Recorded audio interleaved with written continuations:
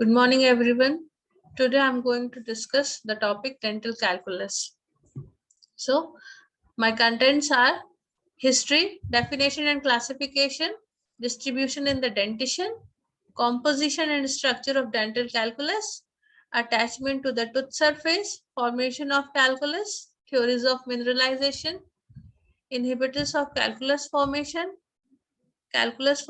promoters, individual variation in calculus formation, detection of calculus, measurement of calculus, anti-calculus agents, conclusion and references.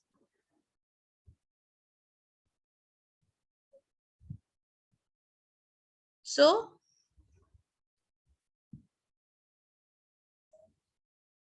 once a tooth erupts, various materials gather on its surface. These substances are frequently called tooth accumulated materials or deposits. So they are classified as soft deposits. Acquired pellicle, microbial plaque, material alba, food debris. And hard deposits are calculus and stains. So today we are going to discuss calculus. So starting by definition, calculus consists of mineralized bacterial plaque that forms on the surface of natural teeth and dental processes. This definition is given by Carranza, and App 1992 defined it as a hard deposit attached to the teeth, usually consisting of mineralized bacterial plaque. So here we need to know some terminologies. Those are, what is pellicle? So acquired pellicle.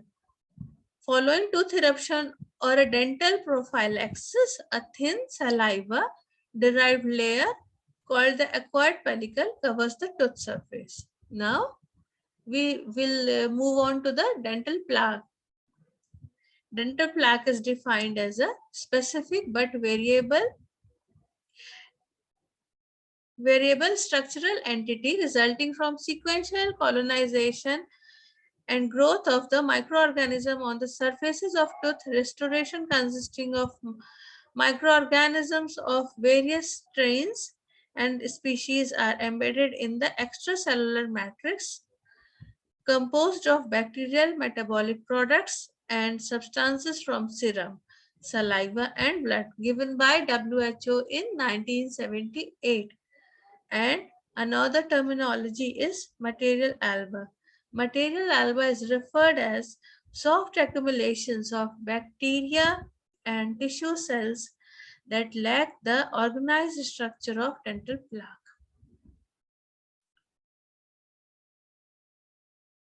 And some other definitions include calculus can be defined as a hard concretion that forms on the teeth and dental prosthesis through calcification of bacterial plaque given by GPT in 4th edition.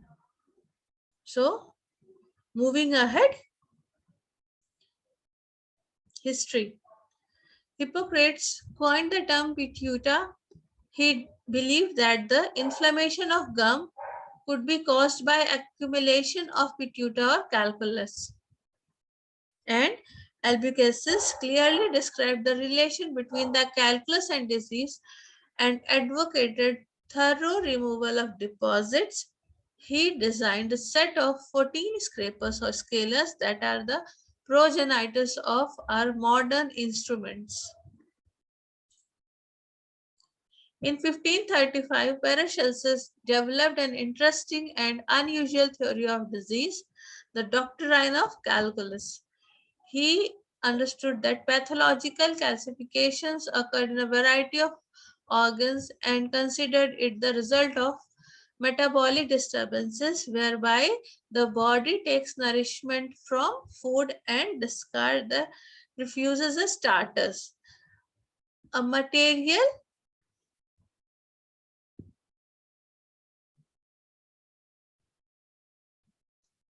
that cannot be broken down and is the ultimate matter or the material ultima. So here is the diagrammatic representation. The uppermost layer is enamel, then your plaque accumulation is seen, and the yellowish formation is your calculus. So introduce the term tartar as a designation for a variety of stony concretion that forms in the humans. He recognized the extensive formation of tartar on the tooth and related it to the toothache. For nearly 5,000 years, calculus was considered to be a prime meteorological agent in the periodontal diseases. In the past 25 years, however, calculus has been replaced by plaque. This shift in perception, which became most apparent in the 1960s, was largely a response to two lines of investigation. So, the electron microscopic studies of developing plaque and calculus that demonstrated that supra and subgingival calculus was mineralized plaque covered by an unmineralized bacterial layer. Another experiment which demonstrated that in humans showed that the plaque allowed to develop in the absence of oral hygiene results in a gingivitis which is reversible on consumption of tooth cleaning, given by Liu et al. In 1965. So Schroeder in 1969 summed up the prevailing position. Initial damage to the gingival margin is presumably due to immunological antigen aid or enzymatic effect caused by the microorganisms of the plaque. This process is enhanced by the formation of supragingival dental calculus. Supragingival dental calculus is basically the calculus which is formed above the tooth surface, which provides further retention and thus promotes the new calculus accumulation. Classification. So classification is basically according to its relation to the gingival margin is classified as supragingival, that is supramarginal or extragingival, and subgingival, that is beneath the gingiva, or chiromal or submarginal. So here is the diagrammatic representations. And now how we can differentiate between the supragingival calculus and the subgingival calculus. So moving on to the color. The color of the supragingival calculus is basically white, creamy or yellowish consistency. Maybe because of your staining can be because of tobacco, food or other pigments. Slightly the deposit is invisible until dried or compressed by air. And whereas your subgingival calculus is varied from supragingival calculus color, that is light to dark brown, dark green, black, stains derived from blood, pigments from deceased pocket. And size and shape of supragingival calculus is amorphous and bulky. Gross deposits may be from interproximal bridge between adjacent tooth. And shape of calculus mass is determined by the anatomy of teeth, contour of gingival margin, pressure of the tongue, lips and cheeks. Whereas the size and shape of a subgingival calculus is flattened to conform with pressure from the pocket wall. Combination of the following calculus formations occur as crusty, spiny or nodular, ledge or ring-like, thin, smooth veneers, finger or fern-like, and individual calculus islands. Consistency of supragingival calculus is moderately hard. Newer deposits less dense and hard. And subgingival calculus is brittle, flint-like. Calculus are more dense than supragingival calculus. So, quantity. Now, quantity has direct relationship to personal oral care procedures and biofilm control measures, physical character of diet, individual tendencies, functions and uses, increased amount in tobacco smokers. Whereas in subgingival calculus related to pocket depth, increased amount with age because of accumulation, quantity is related to personal care, diet, and individual tendency as it is with supragingival, and subgingival is primarily related to the development and progression of periodontal disease. Whereas in a supragingival, there was no tendency of progression to periodontal diseases, and other factors were more responsible for it. And now the distribution of individual teeth. So supragingival calculus is basically seen in coronal to the margin of the gingiva, may cover a large portion of visible clinical crown, whereas the subgingival calculus is basically seen apical to the margin of gingiva, extend to the bottom of the pocket and follow the contour of the soft tissue attachment. The distribution of teeth. The distribution of teeth, symmetrical arrangement on teeth except when it is influenced by malpose teeth, unilateral hypofunction, abrasion from food. Whereas in subgingival calculus, you will see a heaviest deposits on the proximal surfaces, lightest on the facial surfaces, occlusal with or without associated with the supragingival deposits.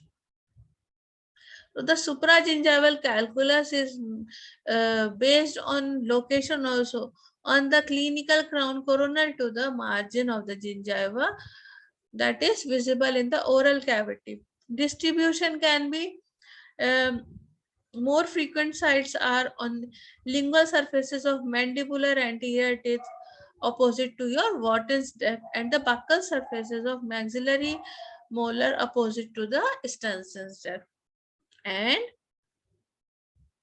crowns of the teeth out of occlusion, non-functional or tooth that are neglected due to uh, daily plaque removal, surfaces of dentures and dental prostheses. In extreme cases, calculus can be formed like a bridge-like structure along adjacent teeth or cover the occlusal surfaces of teeth without functional antagonist, found nearly 100% in mandibular anterior teeth. Okay, here you have to pay attention and see decreasing posteriorly to 20% of the third molars. In maxilla, 10% of the anterior teeth and 60% of the first molar had supragingival calculus.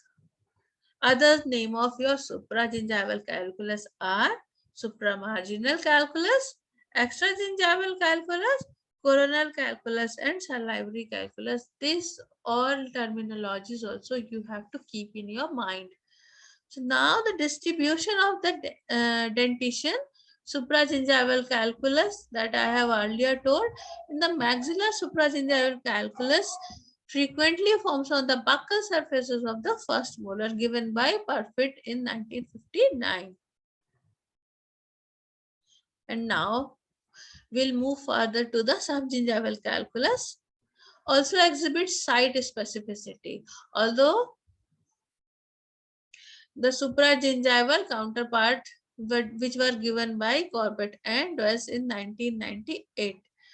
Higher on the lingual surfaces of the buccal surfaces, higher on the lingual than the buccal surfaces. For the lingual surfaces of the teeth, the lower first molar have the first subgingival calculus. For the buccal surfaces of the tooth, the mandibular anterior teeth and the maxillary molar have a greatest amount of subgingival calculus. You have to always differentiate between the distribution where the subgingival calculus is more, the site specificity you have to keep in mind that where is the subgingival calculus deposition can be seen more progressively, or where is the subgingival calculus seen more progressively. So moving ahead, Saliva is closely associated with the distribution pattern of supragingival calculus. The lowest velocity of 0.8 to 1.3 millimeter per minute occurs on the facial surfaces of the upper incisors, where the highest salivary film velocities are observed on the lingual surfaces of the teeth, given by Collins and Wes et al. In 1989. So, uh, now the prevalence. A study that was done by Anurad and co-workers to observe the periodontal status of a group of Sri Lankan tea laborers and a group of Norwegian academicians for 15 years, they found that the both supragingival and your subgingival calculus was present on 99% of a tea laborer, where the Norwegian group, it was only 55% of the supragingival calculus. So, more the subgingival calculus, more is the attachment loss. Buccal surfaces of the maxillary molar, lingual surfaces,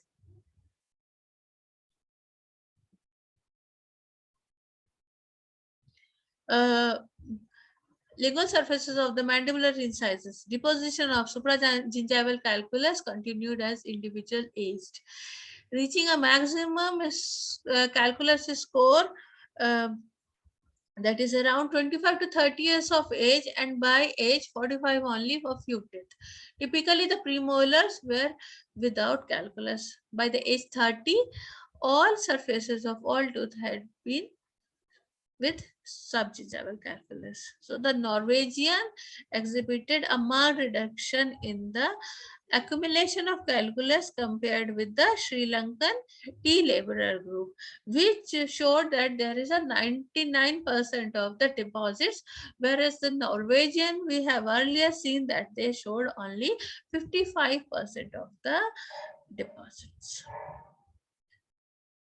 They also concluded that both smoking and beta net chewing increases the rate of the calculus formation. And more recently, the third National Health and Nutrition Examination Survey evaluated adults in USA and revealed that 91.8% of the subjects had detectable calculus and 55.1% had subgingival calculus. Here we have to pay attention, and we have to see what are the synonyms of your subgingival calculus. Those are submarginal calculus, hematogenic calculus, serumal calculus. Now moving ahead to composition and structure of dental calculus, that is, calculus has mainly two components, organic component and inorganic component. Okay, so your organic component, supragingival and subgingival calculus, contain 37% and 58% mineralized content by volume, respectively, Fleskrop and Isaacs in 1984. Inorganic matrix. Inorganic matrix composed 75.9% calcium phosphate and 3.1% calcium carbonate. Traces of magnesium phosphate and other metals. The principal inorganic components are calcium 39%, phosphorus 19%, and carbon dioxide, that is 1.9%. Traces of other metals are also seen, that is monatite and calcitite. Traces of magnesium phosphate is also there. And some traces of sodium, zinc, strontium, bromine, copper, magnesium, gold, aluminum, iron, and fluorine is also seen.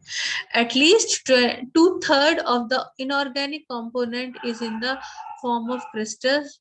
The four main crystal forms are hydroxyapatite 58%, magnesium vital oxide 21%, octacalcium phosphate 12%, and brushite 9%. Now, generally 2 or more crystal forms are found in calculus. Those are hydroxyapatite and octacalcium phosphate are detectably frequent in supragingival calculus 97 to 100%. And brucite DCPD is more common in mandibular anterior region. Brucite is present only in the early stage of supragingival calculus. Rawls 1964. Magnesium vital locite in the posterior areas. According to a study by Little MF and Stanley in 1964, the calcium content is higher in subgingival calculus and phosphorus content is more in supragingival calculus. They are also concluded by sodium content, which is much higher in subgingival calculus as compared to the supragingival calculus. Moving ahead to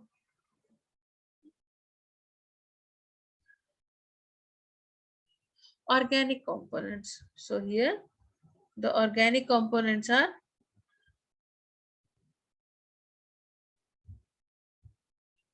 the matrix of supragingival calculus consists of 15.7% of the calculus, mixture of protein polysaccharide complexes and these committed epithelial cells, leukocytes and various other microorganisms. Carbohydrate consists of glucose, galactose, ramenose and mannose and the percentage is 1.9 to 9.1%, and salivary proteins varies from 5.9 to 8.2%, and lipid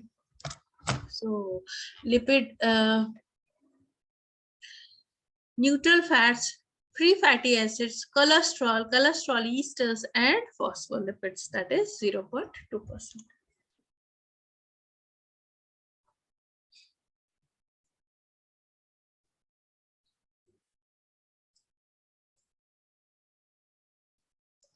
Salivary proteins 5.9 to 8.2% of the organic component, which also includes amino acids. Lipids 0.2% of the organic components in the form of neutral fats, free fatty acids, cholesterol, cholesterol esters, and phospholipids. Microorganisms. Dental calculus is always covered by a soft and loose layer of microorganisms. On supragingival calculus, we can see a filamentous microorganism dominate. So the filaments approximately perpendicular to and direct contact with the underlying dense calculus. So by contrast, the mixture of cocci rods filaments covering the subgingival calculus has no distinct pattern of orientation, which was given by Frischkopf and Hammerstrom in 1980. Elemental composition and crystallization studies of subgingival calculus, Little and Hazen, reported a higher calcium to phosphorus ratio and a greater sodium content, that is a consistently higher mineral content in calculus formed deep within periodontal pocket in comparison with the more superficial subgingival deposits. Composition of fluid from which the marginal and deep subgingival calculus deposits were formed differed because the composition of calcium phosphate precipitates as well as the calcified tissue have been shown to vary with the composition of the fluid. Grown et al. The magnesium and fluoride contents were significantly higher and the carbonate content, that is significantly lower in the subgingival than supragingival calculus. WST occurred with greatest frequency and abundance in the subgingival calculus. They also observed OCP in both your supragingival and subgingival deposits, but no detectable DCPD in the subgingival deposits. friscope. So friscope sees that the appearance of supragingival and subgingival calculus using light microscopy, transmission electron microscopy, that is TEM. Light microscopy showed supragingival calculus to be heterogeneous in nature, islets of calcified material with the covering plaque and non-calcified areas with the calculus.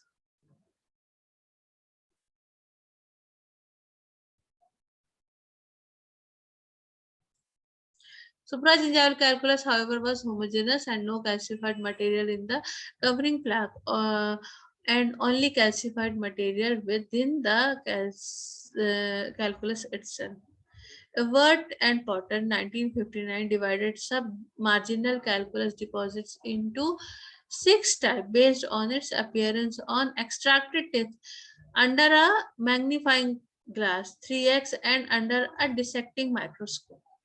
1132 teeth from 396 patients suffered from advanced chronic destructive periodontal disease were looked at and categorized as crusty spiny nodular deposits, ledge or ring formation, thin, smooth veneers, finger and fern-like projections, individual calculus islands or spots, and lastly, supramarginal upon some marginal deposits.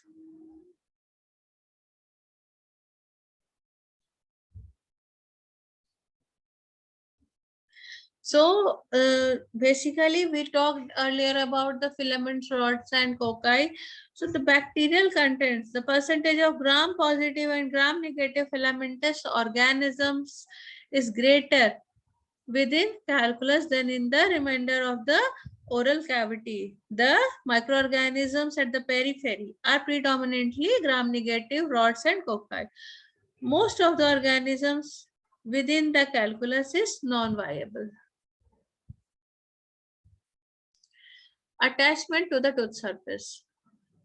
Zander in 1953, four modes of attachment have been described. First, attachment by the means of organic pellicle. This type of attachment seems to predominate on the enamel has been observed when the calculus to form a plastic strip.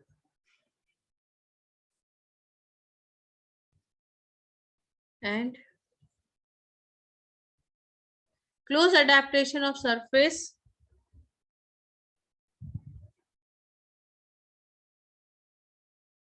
Close adaptation of surface calculus and undersurface depression to the gentle sloping mounts on the unaltered cementum surface. Penetration of calculus bacteria into cementum. Scottoni, Santi, and Garrett observed through rarely bacterial penetration into cementum with no apparent break in the surface structure. They called it calculo-cementum as the two being so closely adapted to the morphologically similar. Formation of calculus. So the formation of calculus is dental plaque that has undergone mineralization. So calculus formation is basically is in 3 basic steps. Here you have to pay attention. So the first step is pellicle formation, second is plaque formation, and third is mineralization.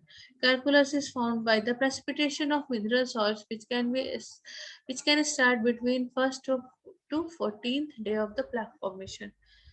However, calcification has been reported to occur as soon as 4 to 8 hours. Given by Tibbets in 1970, in 2 days, plaque can be 50% mineralized and 60 to 90% in 12 days. Pellicle formation. What do we understand by pellicle formation? All the surfaces of the oral cavity are coated with a pellicle. Pellicle we have earlier discussed. Following the tooth eruption or a dental prophylaxis, a thin saliva-derived layer is called as acquired pellicle that covers the tooth surface. Now, the pellicle consists of glycoprotein enzymes, histidine-rich protein, phospholipid, and proline-rich protein. Initial adhesion and attachment to bacteria. Transport to the surface involved the initial transport of the bacterium to the tooth surface. Initial adhesion, reversible adhesion of the bacterium initiated by the interaction between the bacterium and the surface through long range and the short range forces. Attachment, a firm anchorage between bacterium and surface will be established by the specific interaction. Colonization and plaque maturation, that is by when the firmly attached microorganisms start growing and the newly found bacterium clusters remain attached, microcolonies of the biofilm can be developed. Gram positive cocoidal organisms are the first settlers to adhere to the formed enamel pellicle, and subsequently filamentous bacteria gradually dominate to the mature plaque biofilm, which was given by Shelley in 1994. Mineralization. Within 24 to 72 hours, more and more mineralization foci develop close to the underlying tooth surface. Eventually, they grow to form a unit. The mineralization start in the centers, which arise intracellularly in the bacterial colonies or extracellularly from the matrix within the crystallization nuclei. Filamentous organisms, diphtheroids, Bacterionema, Veillonella species have ability to form intracellular apatite crystals.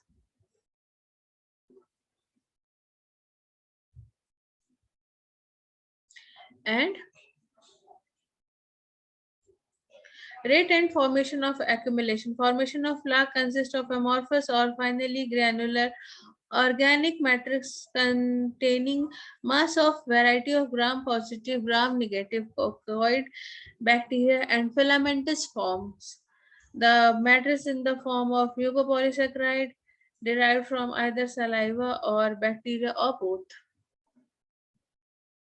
So the soft plaque is hardened by precipitation of mineralized salts, which usually starts from the first to 14th day of your plaque formation. Calcification has been reported to occur as soon as 4 to 8 hours. Calcifying plaque may be 50% mineralized within 2 days and 60 to 90% mineralized in 12 days. Early plaque contain a small amount of inorganic material which is increased as a plaque develops into calculus. So, on the surface of bacteria and then into the bacteria. Supersaturation, sorry. Supersaturation of saliva, especially plaque fluid, with respect to calcium phosphate salts, is the deriving force for the dental plaque mineralization. Supragingival calculus is clearly supragingival calculus is clearly built upon in layers which are often separated by a thin cuticle that becomes embedded in the calculus as calcification progresses. This cuticle appears as lines and are called as incremental lines. Calculus yield a great heterogeneity from one layer to another with regards to mineral content. On average, the mineral content is 37%, but ranges from 16% to 51%, with some layers yielding a maximum density of minerals of up to 80% also. Plaque absorbs calcium and phosphate from saliva for the formation of supragingival calculus, and from the clavicular fluid for the formation of subgingival calculus. Calculus formations begins with the deposition of kinetically favored precursor phase of calcium phosphate, octacalcium phosphate, and brucite, which is gradually hydrolyzed and transformed into less soluble hydroxyapatite and butylogite mineral phase. The predominant mineral in exterior layer is octacalcium phosphate. Hydroxyapatite is dominant in inner layer of odd calculus. Vitellocite is only found in the smaller proportions, and brucite is seen in the recent calculus, not in older than 2 weeks, and appears in the base to form a basis of for the supragingival calculus formation that was given by Sundberg and Kriskop in 1985. Moving ahead, the crystals have characterized appearance. Kodak in Italy in 1988 had said octacalcium phosphate as platelet-like crystal, hydroxyapatite as sand grain or rod-like crystals, with occurred present with hexagonal cuboidal rhomboid crystals. Mineralization centers, or we have to see one thing also, that sources of minerals. So the supragingival calculus, the source of element for supragingival calculus is saliva, and subgingival calculus, the source is gingival calculus, sulcus fluid and inflammatory exudate, uh, supplying the minerals for the subgingival deposits. Because the amount of sulcus fluid and exudate increases in inflammation, more minerals and available for mineralization of subgingival plaque.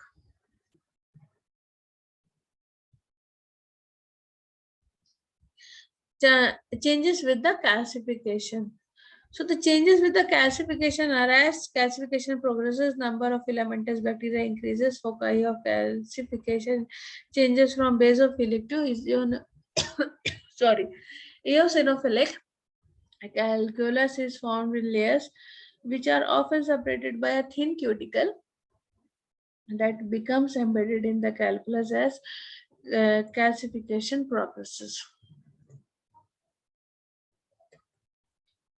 The decline from maximal calculus formation, referred to as reversal phenomena, may be due to the vulnerability of bulky calculus to mechanical wear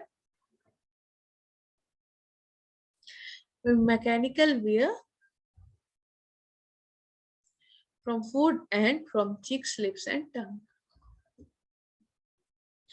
What is the individual variation in calculus formation? So, the initiation of calculus and the rate of calculus accumulation vary from person to person for different teeth at time in same person. The average daily incremental increment in calculus formation is 0.10% to 0.15% of dry weight. The average time for mineralization by rapid calculus formers is 10 to 12 days, and slow calculus formers are 20 days. Mendel in 1969 analyzed saliva in calculus-free, calculus-susceptible individuals from calcium, inorganic phosphate, protein, and pH. There are higher calcium and phosphorus level in rapid calculus formers than slow formers, less potassium, methyl pentose, hexosamine than slow formers. Light calculus formers have higher levels of parotid pyrophosphate, inhibitors of calcification process.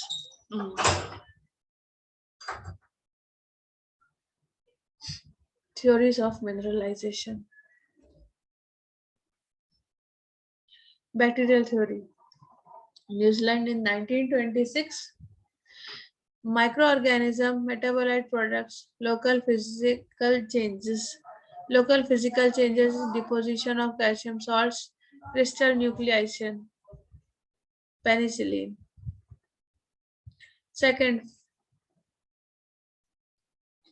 physiochemical theory, booster concept in 1928. Mineral precipitation results from a local rise in the degree of saturation of calcium and phosphate ions, which may be brought about in several ways.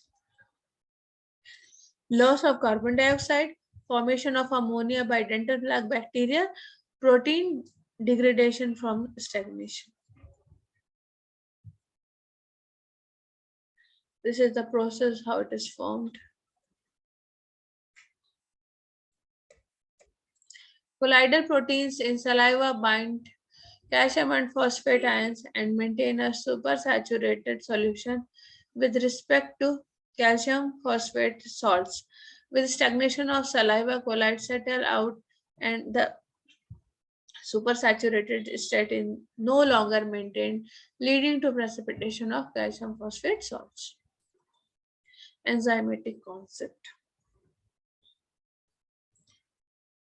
Esterase is another enzyme that is present in the cocci and filamentous organisms, leukocyte, macrophages, desquamated epithelial cells of the dental plaque. Esterase may be initiate calcification by hydrolyzing fatty esters into the free fatty acids. The fatty acids from soaps with calcium and magnesium that are later converted into the less soluble calcium phosphate salts. Now the inhibition theory, which was given by Russell and Fleisch in 1970. The calcification occurs only at the specific sites because of the existence of an inhibiting sorry inhibiting mechanism at non-calcifying sites.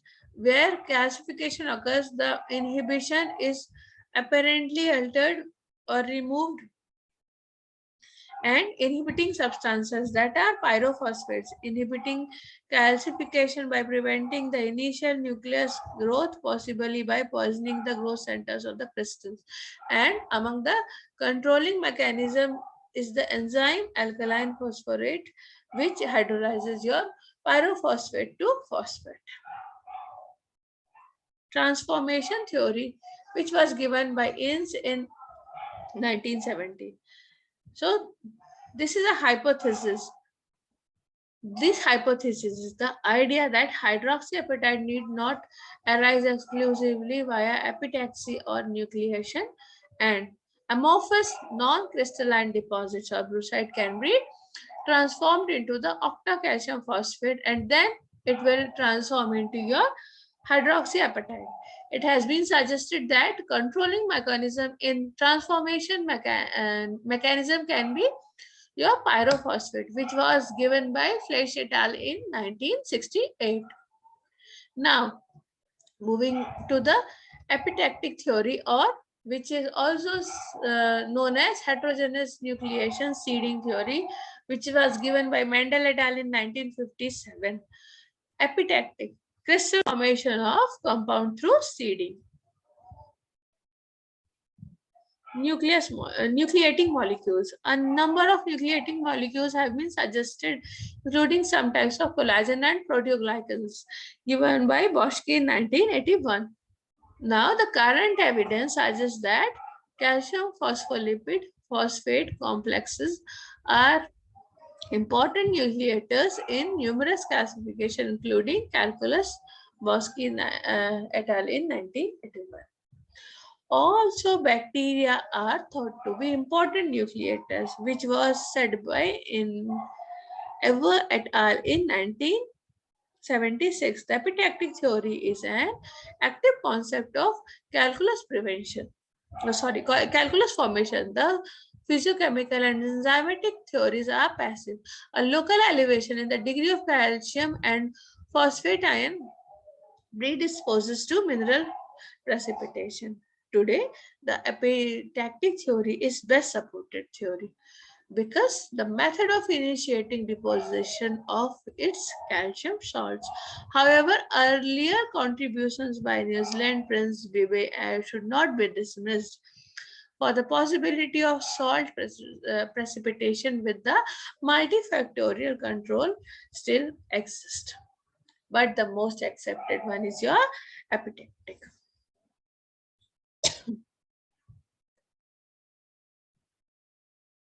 Nucleation inhibitors. So magnesium block appetite crystallization and stabilizes calcium phosphate as amorphous mineral and Vogel in 1981.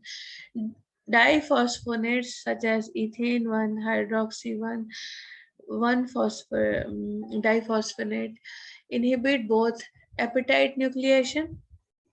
Important, nucleation inhibitors should not be used clinically because they have seen to interfere with the normal mineralization of heart tissues.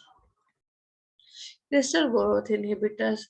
Some saliva protein containing negatively charged sequence may absorb at active sites or the crystalline surfaces, inhibit the growth of the calcium phosphate, which was given by statherine and BAP. The neutral histidine 1 from human parotid saliva has been demonstrated to inhibit crystal growth of HAP, given by Oppenheim et al. In 1986.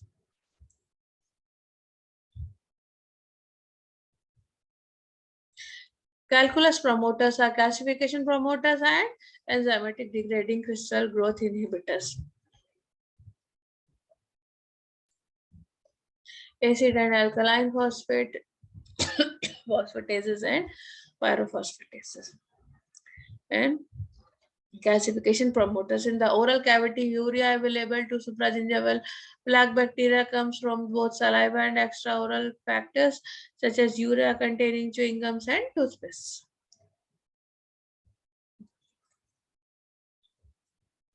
Silica. Silicic acid has been reported as strong promoter of both spontaneous precipitation of calcium phosphates and the growth of seeded crystals. That was given by Diamond and 10KT in 1988. Clinical implementation. Although strong associations between calculus deposition and periodontitis have been demonstrated in experimental and epidemiological studies that was done by Lovedal in 1958. On the contrary, in the monkeys are normal epithelial attachment with the junctional epithelial cells from hemidesmosomes and a basement membrane on the calculus could be established if the calculus surface had been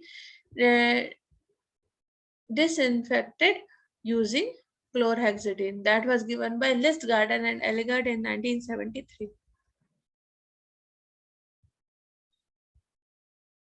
Nevertheless, the calculus deposits can bring the bacterial deposits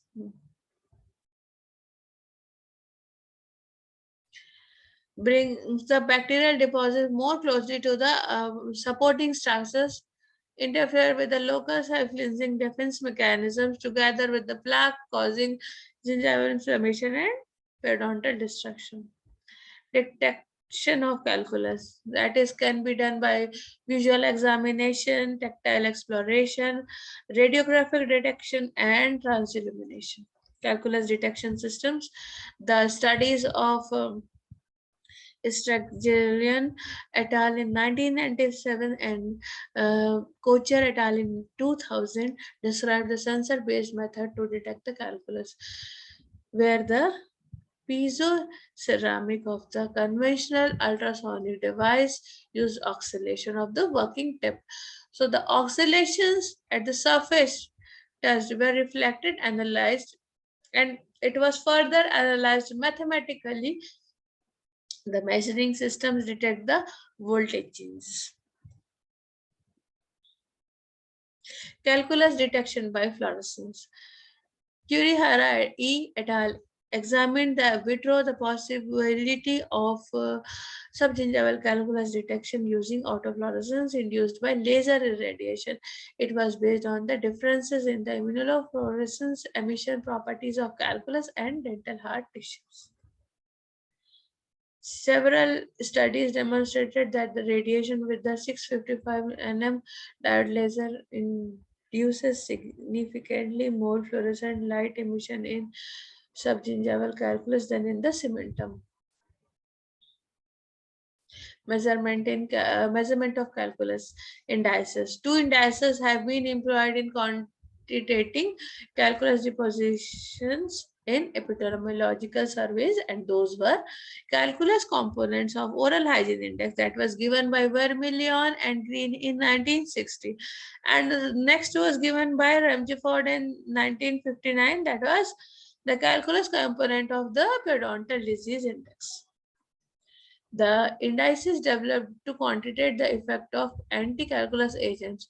Two short-term studies, less than 6 weeks.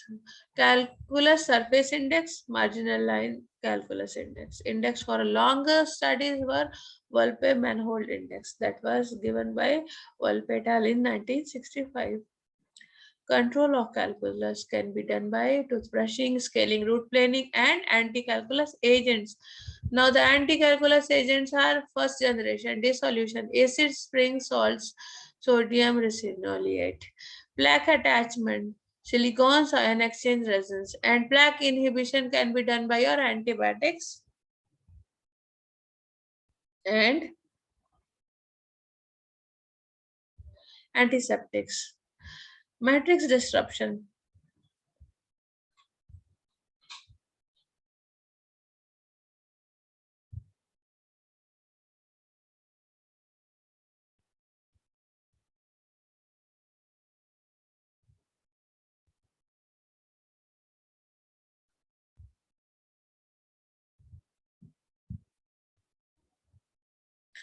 Matrix disruption, enzymes, mucinase, excolacyl, ascorbic acid, sodium percarbonate, and copper sulfate 30% urea. Anti-calculus agents that are from second generation are inhibition of growth crystal. Vitamin C, pyrophosphate, bisphosphonate, zinc salts such as chloride and citrate, and pyrophosphate and sodium fluoride, pyrophosphate, citroxane, and sodium citrate, calcium lactate. Anti-calculus agents. Acids. Earliest technique utilized a wooden stick which was moistened with aromatic sulfuric acid and introduced in the periodontal pocket to dissolve calculus. Barker in 1872. Other acids which were included, those were 20% of trichloroacetic acid, nitromuriatic acid, and 10% of your sulfuric acid. Both these acids were caustic to soft tissues and delaying tooth structure. They were decalcifying our tooth structure, so they were not in use for today, and they were further discontinued. And alkalis, those were Badens in 1929 advocated mild alkali for calculus removal. Both this idea was not supported, and the chelating agents were Warren et al. In 1964 exposed extracted to the saturated solution of sodium hexametaphosphate for 24 hours and found a large reduction in the hardness of the cementum and decalcification of calculus, and was less than that of cementum. Sodium resinolate, the salt of fatty acids produced from castor oils and interferes with the attachment of the microorganisms of the teeth. Rosenbach and Hilleman in 1961. Disadvantage was unacceptable taste needed to be applied at a high concentration. The anticalculus effects of urea was attributed to its ability to dissolve the mucoproteinaceous material within the calcium salts which were deposited, or by increased solubility of the calcium salts in saliva. Antimicrobials, penicillin, which had no effect, cetylbindinium chloride, which also has no effect, and nidamycin is a macrolide antibiotic obtaining from the fermentation broth of a novel strain of the Streptomyces calistic. Nidamycin was tested as a potential anticalculus agent because it possesses many desirable characteristics for the use in mouth rinse and dentifrices. It had no known medical uses for it significantly absorbed orally or systemically. Triclosan is a trivial name of 2,4,4-trichloro-2-hydroxydiphenyl ether, a non-ionic antibacterial agent with a wide spectrum of activity against bacteria, fungi, and yeasts. Inhibitors of mineralization metals. The use of heavy metals to inhibit plaque formation was initially suggested by Hanke in 1940. Was recognized that in the solution with the metal suffered from have having a disagreeable metallic taste or caused by the unsightly discoloration of the tooth.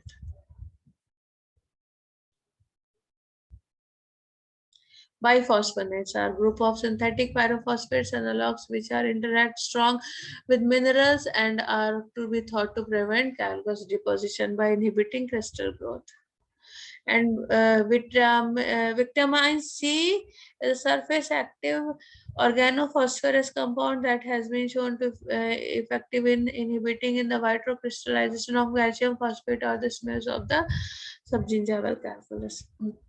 Pyrophosphate could prevent calcification by interrupting the conversion of amorphous calcium phosphate to hydroxyapatite, which was given by Flesh and Bias in 1962. Copolymers and polymers. So here are the references. Thank you everyone for listening to this class.